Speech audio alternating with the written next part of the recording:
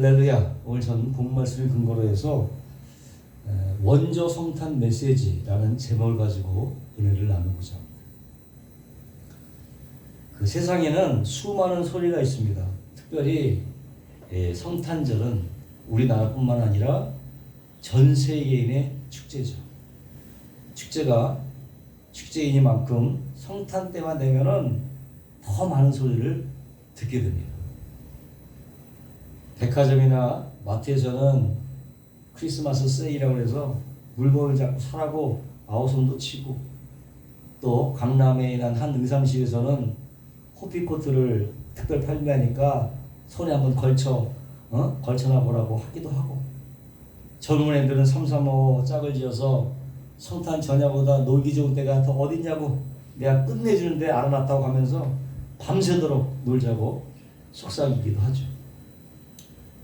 또 중매쟁이나 결혼 주선 단체들은 노총각 노처녀들이 오래 넘기면 큰일 난다고 겁을 주기도 하고, 거리에서는 구세군의 사랑의 종소리가 울려 퍼지고, 또 영화배우들은요 또 시사회를 열고 성탄에 자기 영화가 개봉되니까 꼭 와서 봐달라고 선전도 하고, 방송마다 성탄 특집 프로그램이 있다면서 소리를 높이고 있습니다. 그리고 천주교 교황이나 종교 단체들 대표들도 나름대로 성탄 메시지를 발표하고, 이에 뒤질세라 각종 사회 단체나 또 정치 단체도 성명을 발표합니다. 이렇게 성탄절이 되면은 수많은 말들과 메시지가 마구 쏟아지는데, 과연 이 중에서 우리가 어떠한 메시지를 들어야 되느냐, 어떤 소리에 귀를 기울여야 되느냐 하는 것입니다. 보면은 거기에는 우리가 듣지 말아야 될 메시지도 있고, 또 뭐 듣거나 안 듣거나 별 상관이 없는 메시지도 있고, 또 내용은 그렇다 하지만 나와 전혀 상관없는 메시지도 많이 있죠. 그렇다고 우리가 이 성탄절에 우리가 꼭 놓치지 말아야 될 메시지, 정말 제대로 들으면 우리 삶에 큰 변화가 나오는 그런 메시지가 과연 무엇이냐 라는 거죠.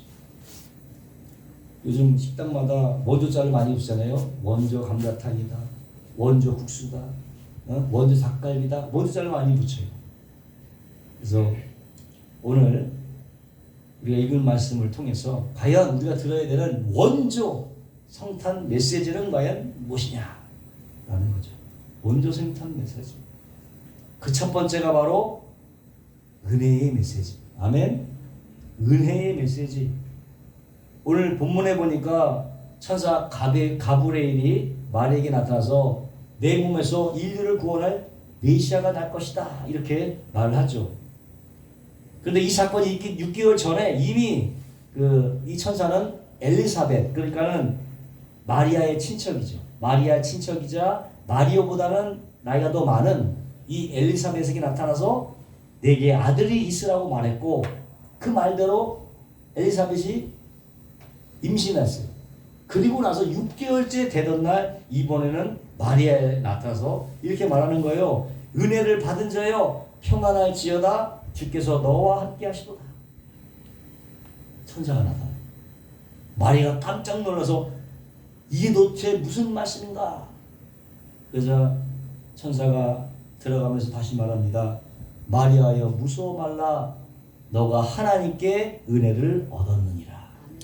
은혜를 받은 자여 은혜를 얻었느니라. 이 천사의 말은 은혜를 받은 자로부터 시작해서 은혜를 얻었느니라. 은혜에서 은혜로 말을 마치죠. 그래서 뭐냐? 우리가 들어야 될 메시지는 은혜의 메시지다. 아멘. 아멘. 우리 성탄을 받아야 우리가 은혜의 메시지를 받아야 되는 거예요. 아멘. 이런 은혜가 오늘 성탄절을 맞아서 저와 여러분에게 있기를 주의 이름으로 축원합니다. 아멘. 그럼 과연 이 은혜의 메시지를 받은 이 마리아는 어떤 사람이냐? 이 마리아는요, 갈릴리 나사렛 그런 동네. 그 당시 갈릴리 나사렛은 촌동네 중에 촌동네예요. 사람들은 말하기를 이 나사렛에서 무슨 선한 것이 나겠느냐 할 정도로 평판이 좋지가 않았어요. 평판이 좋지도 않았고, 그저 배우지도 못하고 오갈 데 없는 사람들이 그냥 옹기종기 모여 사는 그 달동네 같은 곳이 바로 나사렛이었어요. 근데 그때에 아직 10대 후반도 채 안 되는 가난한 목수, 그 미래가 밝아 보이지 않는 요셉이라는 한 청년과 마리아가 약혼한 상태에 있었다. 약혼한 상태. 또 그 당시에 여자의 지위라고 하는 것이요, 인구 조사할 때는 인구에 포함되지도 않았죠. 아무리 억울한 일이 있어도 법적 증인을 채택할 수도 없는, 사람 대접도 받지 못하는 그런 별 볼 일 없는 존재. 마리아라는 존재는 정말로 누구 하나 눈길을 끌만한 그 어떤 것도 없는 한 10대 소녀에게 천사가 나타나서 은혜를 받은 자요. 은혜를 받은 자요. 아주 극진한 호의를 보였다는 것이죠. 이렇게 크리스마스 전후에서 하나님께서 천사가 방문한 사람들 보면요, 로마 황제나 뭐 분봉한 헤롯이나 공의회 의원이나 제사장이나 율법학자를 찾아가지 않았다는 거예요. 정말로 보면 내세울 것이 하나 없는 사람들이다. 세례 요한의 부모도 사실상 사가랴와 엘리사벳도요, 보면은 자식이 없는 늙은 부부였어요. 그 당시에 자식이 없다고 하는 것은 큰 수치거리였죠. 수치거리. 또 마리아의 그 약혼자였던 요셉도 왕가의 후손이라고 하지만 그저 가난한 무명 목수에 불과했습니다. 예수님 당시에는, 탄생 당시에도 들에서 양을 치던 목자들도 성경에 이름조차 기록되지 않았고, 안나라고 하는 과부는요, 시집간 지 7년 만에 남편을 여의고 84년을 혼자 살았던, 성지에서 홀로 기도했던 할머니였다. 할머니. 특히 그 당시 과부는요, 경제적 보호나 법적 보호도 전혀 받을 수 없는 가장 비천한 위치에 있었던 사람입니다. 그리고 그 별을 보고 예수님을 찾아왔던 동방 박사들도 이 이스라엘 백성들에게 보이는 개 취급을 당했던 이방 민족이었단 말이에요. 그런데 이런 사람들에게 크리스마스 메시지가 임했다는 것입니다. 은혜를 받은 자요. 은혜를 받은 자요. 정말로 세상의 눈으로 보면은 정말 보잘것없던 사람들, 가진 것도 없고 사회에서 인정받지도 못하고 예쁘지도 않고 똑똑하지도 않고 건강하지도 않고, 하지만 하나님께서 그런 사람에게 나타나서 내가 너와 함께 할 것이다. 내가 너를 도와줄 것이다. 아멘. 은혜가 아닐 수 없죠. 은혜가 아닐 수 없죠. 이것이 오늘 들어야 될 첫 번째 원조 성탄 메시지입니다. 은혜 받은 자요. 아멘. 아멘. 은혜를 받으시길 바랍니다. 우리 역시도요, 이 마리아와 입장이 다르지 않아요. 그래서 말씀하시는 거예요. 은혜를 받은 자요, 내가 너와 함께 할 것이다. 내가 너를 도와줄 것이다. 내가 하나님께 은혜를 얻었느니라. 아멘. 이 말씀을 믿음으로 받으시길 바라요. 은혜는 어디서 내려와? 하늘에서 내려오는 거예요. 그 은혜를 받으려면 뭐가 필요해? 삶에는 믿음이 필요하고, 은혜는 내려오는 개념이요, 믿음 올라가는 개념이요. 이 둘이 만나면 뭐가 일어나? 기적이 나타나는 거예요. 은혜를 믿음으로 받으면 우리의 뭐가? 삶에 기적이 나타나는, 있을 수 없는 일들이 일어나게 되는 것입니다. 아무쪼록 이 모두가 이 은혜를 믿음으로 받아 다 이 성탄절에 기적을 체험하시기를 주의 이름으로 축원합니다. 이것이 첫 번째 오리지널 메시지, 원조 성탄 메시지. 두 번째 우리가 들어야 될 메시지는 구원의 메시지. 구원의 메시지. 가브리엘 천사는 마리아에게 너가 초자연적으로 아들을 낳을 거라고 말하죠. 31절로 33절에 보니까 보라 내가 수태하여 아들 낳으니 그 이름을 예수라 하라. 저가 큰 자가 되고 지극히 높은 이의 아들이라 일컬을 것이요 주 하나님께서 그의 조상 다윗의 위를 저에게 주시니 영원히 야곱의 집에 왕노를 하실 것이며 그 나라가 무궁하리라. 그렇게 천사가 말했습니다. 예수는 뭡니까? 예수는 여호와께서 구원하신다는 뜻이에요. 예수는 구원하신다는 뜻이에요. 지극히 높으신 이의 아들로 불러질 것이라고. 높으신 이의, 지극히 높으신 누구야? 하나님이죠. 하나님의 아들로 불려질 것이다. 아들은 어때요? 아버지의 복사판이지. 아들은 아버지의 복사판이에요. 아버지의 본성을 그대로 소유했다는 의미가 되는 거예요. 다시 말하면 그 아들은 그냥 아들이 아니라 하나님의 본성을 가지고 있는 아들이라는 거예요. 그래서 그에게 다윗의 위를 주고 영원한 왕으로 야곱의 집을 다스릴 것이다 라고 말씀하고 있는 거예요. 다시 말해서 너희가 그토록 기다렸던 메시아가 바로 예수라는 거예요. 바로 이 예수가 너가 기다렸던 그 메시아다. 다윗의 왕위를 이을 자다 라고 선사가 말하는 거예요. 그러니까 이 성탄절의 핵심적인 메시지가 뭐예요? 예수지. 예수가 이 성전의 핵심적인 메시지. 산타클로스가 아니에요. 성탄 이벤트가 아니에요. 각종 특집쇼나 크리스마스 세일이 아니라는 거예요. 핵심적인 메시지 바로 예수라는 거예요. 아멘. 그래서 크리스마스는 오직 세상을 구원하실 구원자에게 집중되어 있고 그 구원자가 이제 인간들의 왕이 되셔서 영원히 다스린다고 하는 하나님 나라의 구원 계획이 어떻게 본격적으로 시작되는 날이라는 것입니다. 아멘. 하나님의 구원 계획이 시작되는 날이 바로 크리스마스. 마리아 입장에서 보면은 이 소식이야말로 들어야 될 메시지죠. 그 당시 그녀를 짓누르고 있던 문제가 무엇입니까? 나라는 온통 로마 압제하에서 허덕이고 있고 사람들의 마음에는 자유와 평강이 없고 끊임없는 빈곤의 문제가 자신과 가족의 생계를 위협하고 있고 거기다가 엎친 대로 제사장 같은 종교 지도자들은 타락을 하고 사람들을 하나님께 인도하기는커녕 더 멀어지게 하고 제사보다 제밥에 더 관심이 많고 그저 자신들의 기득권 쟁탈에만 혈안이 되어 있었어요. 그나마도 바리새인들은 자기들만 의롭다고 하고 사람들에게 죄책감만 더 더해주고 거기다가 율법 선생은 원래 지고 가는 짐도 버거운 데다가 더 무거운 짐을 얹어주고 왜 제대로 걸어가지 못하냐고 질책만 하고 있는 그런 분위기 속에서 영적인 공급도 하나도 없는 상태에서 이 마리아는 사람의 상처도 받고 소외될 따름인 거죠. 그런 상황에 있었다는 거예요. 이렇게 나사렛에 있는 사람들의 그 마음 가운데 소망을 다 잃어가고 있는 상태였다.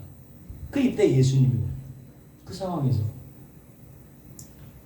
이런 절망의 상황에서 천사 가브리엘이 예수를 전한 거예요. 구원의 메시지를 전한 것입니다. 죄에서 구원하고 절망에서 구원하고 억압에서 구원하고 사망에서 구원하고 구원의 메시지를 전한 거예요. 이 세상의 질서와는 영원히 다른 영원한 나라를 세울 것이다. 이를 위해서 누가? 하나님께서 너의 삶에 개입할 것이다. 하나님의 개입이 있겠다는 것. 내가 너를 도와주겠다. 내가 너를 구원시키겠다는 하나님의 개입을 선포하는 것. 아멘? 할렐루야. 그런 상황이었다고. 근데 오늘날도요, 당시 상황과 다를 바가 없어요. 모두가 다 구원을 갈망하고 있어요. 구원을 갈망해. 정말로 이 엉터리 같은 세상에서 벗어나고 싶은 그런 열망이 사람들의 마음 가운데 있다. 할 수만 있다면 그냥 어디로 막 떠나고 싶은 심정도 든다는 거죠. 그런 상황 가운데 우리가 있어요. 이런 상황 가운데서 우리에게 과연 구원이 있겠는가? 요즘 돌아가는 형세를 보면요, 정말로 한숨이 절로 나오죠. 한숨이 절로 나오죠. 내고만 형실을 외면하고 그저 그냥 자신들의 이해득실만 따지고 국민이 잘 살다 못하는 상관없이 말도 안 되는 그런 거짓 선동으로 국민들을 속이고 우롱하고 지금도 이런 작태가 먹힐 거라고 생각하는 것은 그 자체가 코미디죠. 과연 이런 해묵은 정치 이념에서 우리가 구원을 받을 수 있겠느냐? 문화예술이 우리를 구원해 줄 수 있겠느냐? 언론이나 법원이나 경찰들이 우리를 구원해 줄 수 있겠느냐? 아니면 교육이나 종교계가 우리를 구원해 줄 수 있을 것입니다. 의문을 품지 않을 수가 없는 거예요. 과연 우리에게 구원이 있을까? 소망이 있을까? 이런 생각을 갖지 않을 수가 없는 거예요.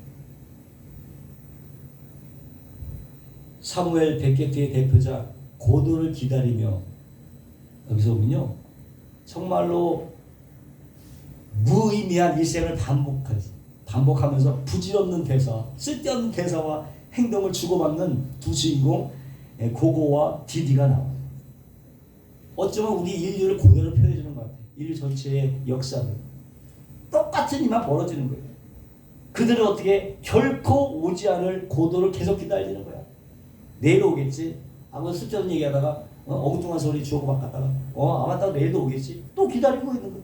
오지도 않을 그 고도를 계속 기다리는 거야.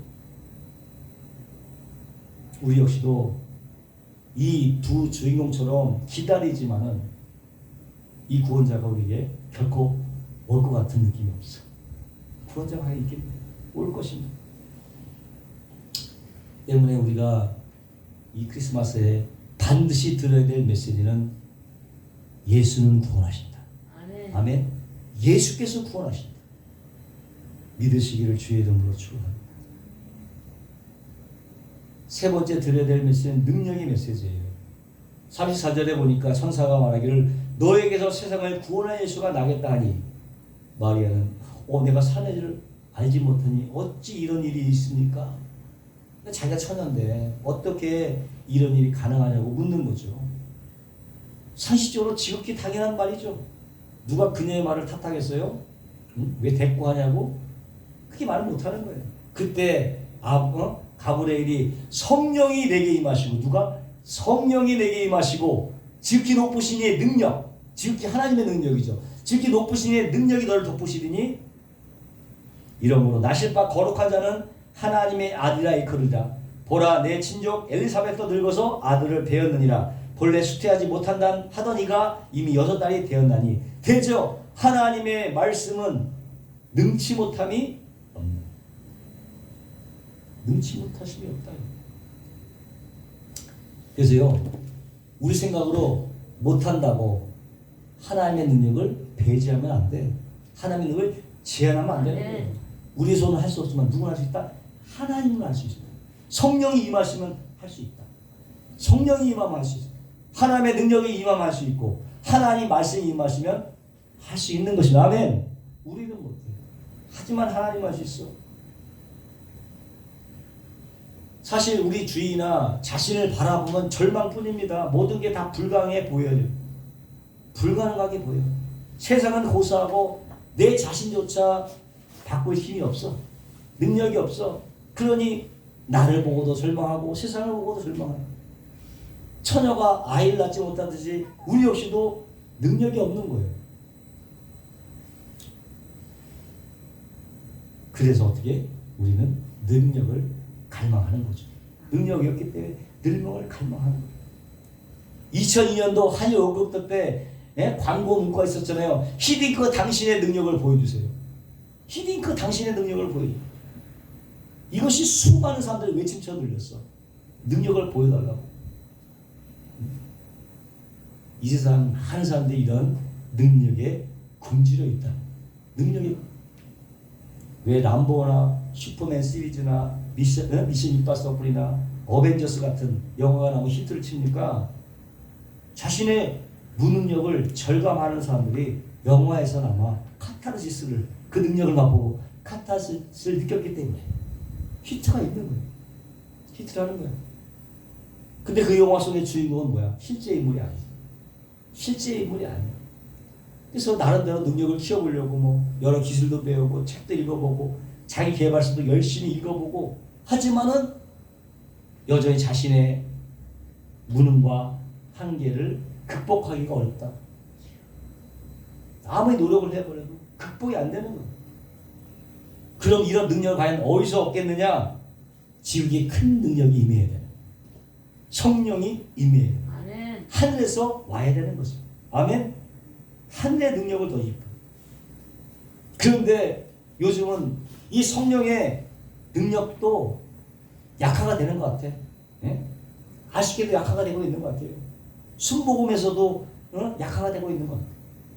순복음 원래 성령 운동으로 시작된 운동인데 성령의 능력이 약화가 되고 있어요. 그래서 미국의 남침내 교회 전설적인 목회자였던 크리스웰 목사님은 이런 말을 했어요. 현대 교회 90%는 성령이 떠나가셔도 평상시와 다를 바 없이 움직일 것이다. 왜? 시스템으로 돌아가니까. 성령의 능력이 없어도 돌아간다, 교회는. 그렇게 얘기했단 말이에요. 무슨 말입니까? 더 이상 교회가 성령을 의지하지 않는다는 거예요. 성령을 의지하지 않는다. 절실히 기도하지 않는다는 거예요. 마음을 다해 기도하지 않는다는 뜻이에요. 성령을 구하지 않는다는 뜻이에요. 다시 한번 교회가 세상에 영적 영향력을 주기 위해서는요, 성령의 능력을 덧입어야 되는 것입니다. 아멘? 성령의 능력 없이는 안 돼요. 모든 성도들이 성령으로 충만해야 되는 거예요. 아멘? 우리의 믿음이 이성적인 영역만 머물지 말고요. 성령의 능력으로 남아요. 아멘. 성령의 영역까지 나아가야 되는 거예요. 아멘.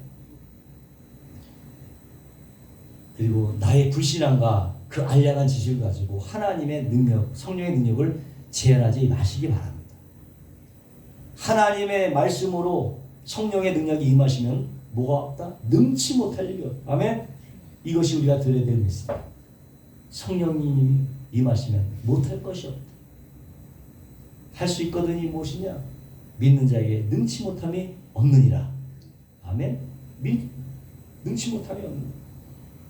그래서 오늘 이 정리하면 크리스마스에 우리가 반드시 들어야 될 메시지, 원조 성탄 메시지는 첫 번째 하나님의 은혜의 메시지, 하나님의 구원의 메시지, 하나님의 능력의 메시지인 줄 믿습니다. 이 세 가지 메시지를 마음에 새기고 묵상하고 그것을 믿음으로 만들어야 돼요. 믿음으로 만들어요. 아멘? 아멘. 믿음은 인식이죠. 아멘. 인식은 인식하는 것만큼 누리게 되는 거예요. 그리고 알고만 있어서는 안 돼. 믿고만 있어서는 안 돼. 그 믿음이 어떻게? 순종을 해야지. 그 믿음을 따라가야 되는 거예요. 38절에 마리아는 주의 계집종연이 말씀대로 내게 이루어지이다. 정말 이것은 하기 쉬운 말이 아니에요. 하기 쉬운 말. 생각해보세요. 어찌 처녀가 애를 낳겠냐. 땀나는 데가 없이 어떻게 있었던 거 아니냐. 오해를 받을 수 있는 그런 일이야. 근데 그걸 낳겠다는 거야. 평생 자신이 음녀의 명을 달고 다닐 가능성을 있는데도 불구하고 그것을 어떻게 감수하겠다는 거죠. 오해를 감수하겠다. 결국 인간편에서 보면은 크리스마스는요, 이 마리아라고 하는 한 여인의 엄청난 희생과 헌신적인 순종 때문에 이루어진 거죠. 아멘? 네. 그때 이루어진 거예요. 그래서 하나님의 은혜와 구원과 능력의 통로가 된 것이죠. 이 지구에서 가장 위대한 여인 중에 하나가 된 거죠. 예수를 낳은 사람이잖아. 예수를. 하나님 아들 예수를 낳은 사람이 바로 마리아 아니에요. 그래서 천주교는 성모 마리아를 어떻게 우상 숭배 시하고 있잖아. 그게 문제가 되긴 하지만 마리아는 인간일 뿐이란 말이에요. 신이 아니라고. 그만큼 그래도 인간 중에 가장 위대한 여인으로 마리아가 선택을 받은 거 아닙니까? 그의 위대한 고백, 말씀대로 이루어지이다. 위대한 고백이죠. 아멘. 우리도 마리아처럼 그렇게 고백해야 될 줄로 믿습니다. 아멘. 주의 백성이 오니 말씀대로 내게 이루어지이다. 아멘. 그런 거예요. 그러면 뭐가 나타나? 기적이 나타나. 그러면 우리의 순종과 헌신을 통해서 하나님의 은혜와 구원과 능력을 드러내시고 진정한 크리스마스를 경험하게 될 줄로 믿습니다. 아멘. 아멘. 기도하겠습니다. 거룩하시고 영화로우신 하나님 아버지, 거룩한 성탄일을 맞이하여 우리가 반드시 들어야 될 메시지, 하나님의 은혜, 하나님의 구원, 하나님의 능력에 관한 메시지를 듣습니다.